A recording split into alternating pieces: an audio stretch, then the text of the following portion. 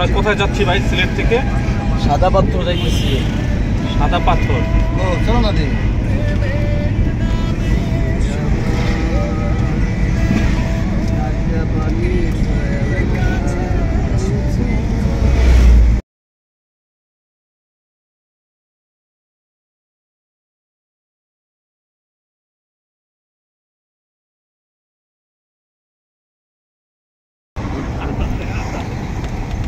তো কয়ে দিয়েছি তো আমি নজর তো কয়ে দিয়েছি, দেখো সমস্যা নাই, আমি কথা কয়ে আমি কয়েছি সব কিছু, আর তারা কয়ে এলাম মানে এভাবে করে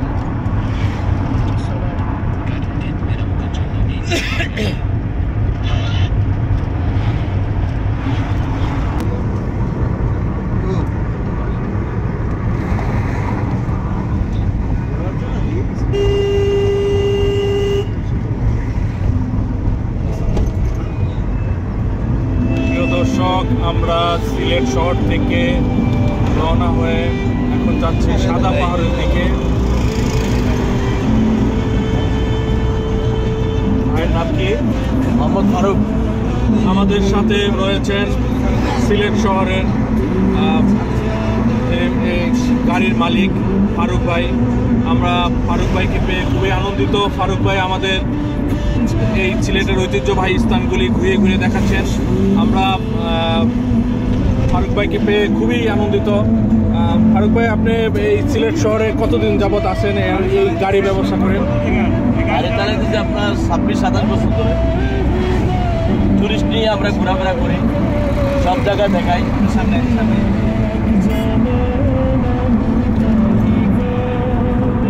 তো ফারুক ভাই যেহেতু গাড়ি চালাচ্ছে, এই জন্য ফারুক ভাইয়ের সাথে খুব একটা বেশি কথা বলতেছি না, কারণ নিরাপদে আমরা আল্লাহর রহমতে যেতে চাচ্ছি। এয়ারপোর্ট, এখন আমরা এই যে এয়ারপোর্টের পাশ দিয়ে যাচ্ছি।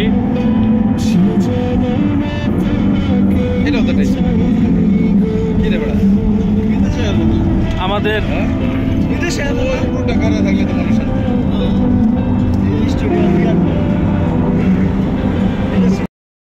এই সড়কের দুই পাশে কিন্তু সুন্দর সুন্দর ছোট বড় চায়ের বাগান রয়েছে। এখানে আসলে সিলেটের চা ঐতিহ্যবাহী বাংলাদেশের সেরা চা।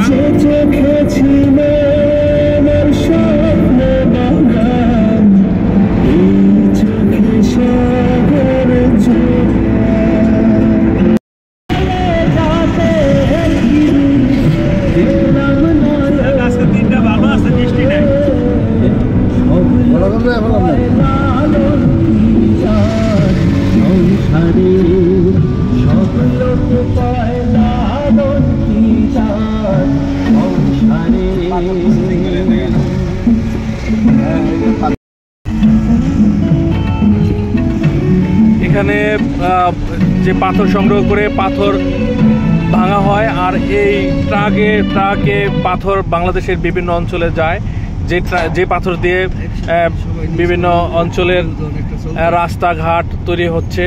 এই সিলেটের পাথর ভালো উন্নত মানের এই পাথর দিয়েই কিন্তু বাংলাদেশের বেশিরভাগ স্থানে ভালো উন্নত মানের যে রাস্তাগুলি নির্মাণ করা হয় সেখানে নির্মাণ করা হয়। আমাদের সাথে কিন্তু সফর সঙ্গী হয়েছেন জাফর ভাই।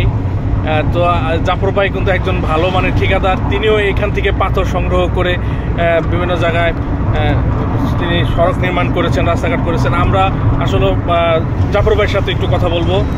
জাফর ভাই, এখানে যে সিলেট থেকে তো আপনি এই নির্মাণ সামগ্রীর জন্য যে এই পাথরটা সংগ্রহ করতেন, আমরা যতটুকু জানি। তো এখানে পাথর সংগ্রহ করতে একাধিকবার তো আপনি সিলেটে এসেছেন। এখানে কি ধরনের বৈশিষ্ট্য আছে পাথরের সিলেটে? আসলে সিলেটে বিভিন্ন ধরনের পাথর পাওয়া যায়। আমরা রাস্তাঘাট বিভিন্ন বড় বড় প্রতিষ্ঠানগুলাই যখন করি, এই সিলেট থেকে জাহাজ যুগে পাথর নিলে আমাকে একটু সাশ্রয় হয়। এই জন্যই আমরা সিলেট থেকে পাথরটা নেই। আর সিলেটের পাথরটা মোটামুটি ভালো পাওয়া যায়।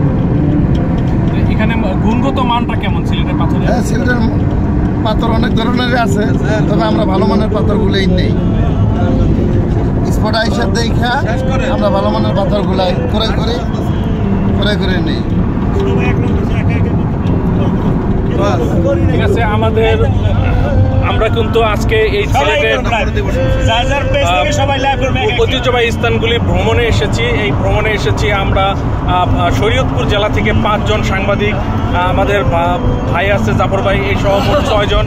আর আমাদের যে সিলেটের যে একজন মাইক্রো ড্রাইভার বা মাইক্রো মালিক যে ফারুক ভাই, তিনি আমাদের সুন্দর করে ঘুরে ঘুরে সব দেখাচ্ছেন। উনি আসলে একটা বন্ধু সুলভ।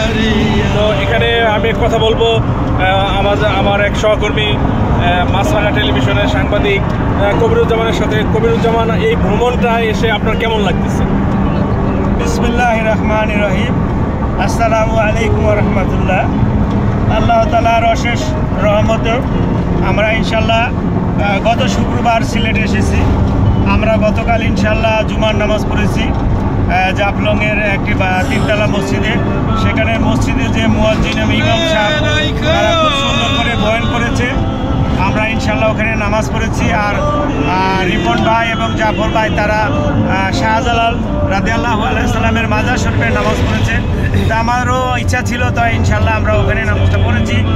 আজকে আমরা প্রথম দিন জাফলং, জাফলং, মেঘালয় এবং ইন্ডিয়া এবং বাংলাদেশের যে বর্ডার রয়েছে সেখানে ইনশাল্লাহ আমরা ঘুরেছি এবং দেশীয় যে অরিজিনাল যে স্পেশাল চা পাতা সেটা আমরা চা খেয়েছি এবং চা কিনে এনেছি।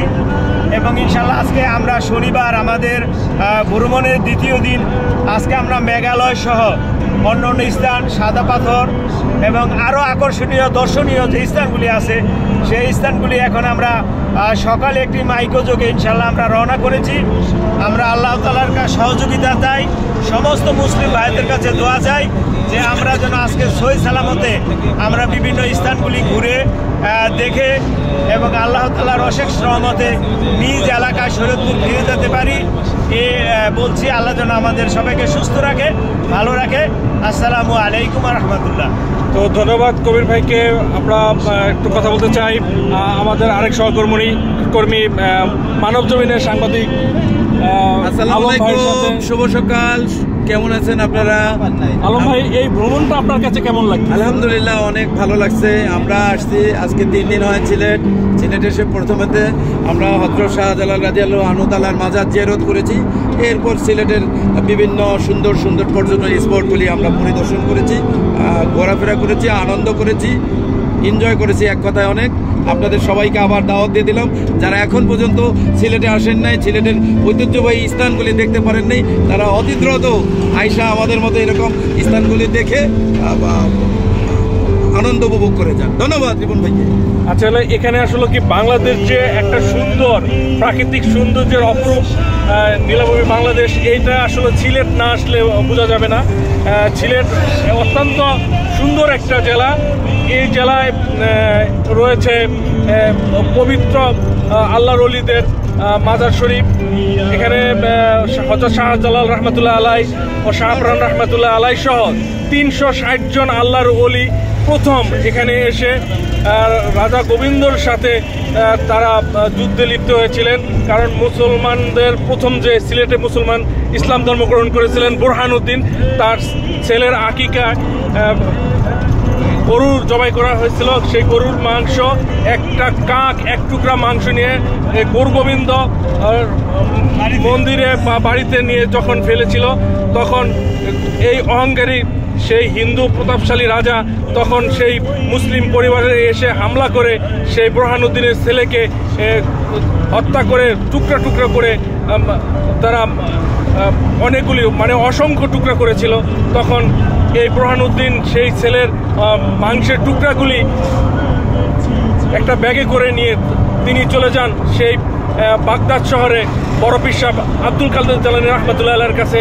তো সেখানে যে যখন তিনি বললেন যে এভাবে ইসলাম ধর্মের মুসলমানদের উপর নির্যাতন করে এই হিন্দু প্রতাপশালী রাজা গৌরগোবিন্দ, তখন হযরত শাহজালাল রাদিয়াল্লাহু তাআলা আনহুকে বড় পীর সাহেব নির্দেশ দেন যে তোমরা যাও, সেখানে যে ইসলাম ধর্ম প্রচার করো এবং এই সমাজ থেকে কুলুষিত এই নির্যাতন অপরাধ সেগুলিকে বন্ধ করতে হবে। ইসলাম শান্তির ধর্ম, সেই শান্তি প্রতিষ্ঠার জন্য হযরত শাহজালাল রাদিয়াল্লাহু তাআলা আনহু তার অনুসারীদের নিয়ে এই বাংলাদেশের সফরে আসেন। এখানে কথিত আছে যে জায়নামাজে বসে তারা সাগর বা নদী দিয়ে তারা পার হয়ে এই সিলেটে এসেছিলেন এবং সেখানে তারা গুরুগোবিন্দর সাথে যুদ্ধ করে গুরুগোবিন্দ হাজার হাজার সৈন্যকে পরাজিত করে এই ইসলাম ধর্ম প্রথম তারা এই সিলেটে নিয়ে আসেন এবং এখানে ইসলাম ধর্ম একটি পবিত্র স্থান এই সিলেটে। আমরা আসলে এই সিলেটের যে ঘুরতে আসছি এটা একটা পবিত্র পূর্ণভূমি সিলেট। এই সিলেট না দেখলে আসলে সারা বাংলাদেশকে দেখা হয় না। এই জন্য আমরা এই সাংবাদিকরা মিলে এই সিলেটের সৌন্দর্য উপভোগ করার জন্য আসছি। আর বিশেষ করে যে দরবার শরীফের যে আল্লাহর ওলিদের আছে সেই ওলিদের মাজার শরীফগুলি জিয়ারত আমরা করেছি। হ্যাঁ, এখানে আমরা এখন যাচ্ছি সিলেটে সুন্দর দেখার জন্য সাদা পাথর। এই যে সাদা পাথর যে দেখতে যাচ্ছেন আমাদের এক সাংবাদিক আলী, তার কাছে জানতে চাবো তার অনুভূতিটা কি। আসসালামু আলাইকুম। আমরা এখন উদ্দেশ্য গোলাগঞ্জের উদ্দেশ্য রওনা হচ্ছে সাদা পাথর দেখার জন্য। দেখি আমরা অনেকের মুখ থেকে শুনতেন ওই জায়গায় নাকি আরও সুন্দর জিনিস আছে, তাই সবাই আমাদের জন্য দোয়া করবেন, আমরা ওখানে যে ভালোভাবে যে পৌঁছতে পারি, এটাই আমার কামনা। তো ধন্যবাদ আলী ভাইকে। আমরা কথা বলবো আরেক সাংবাদিক ইলিয়াসুর রহমান। আমরা এখন যাচ্ছি কোম্পানিগঞ্জ, কাছাকাছি চলে আসছি। আমরা সাদা পাথর যাব, খুব ভালো লাগছে। আমাদের সঙ্গী আছেন আমাদের বড় ভাই রিপন ভাই, আমরা খুব এনজয় করছি। ধন্যবাদ সবাইকে। আচ্ছা প্রিয় দর্শক, আপনাদের পরবর্তী ভিডিও দেখার জন্য আমন্ত্রণ রইল।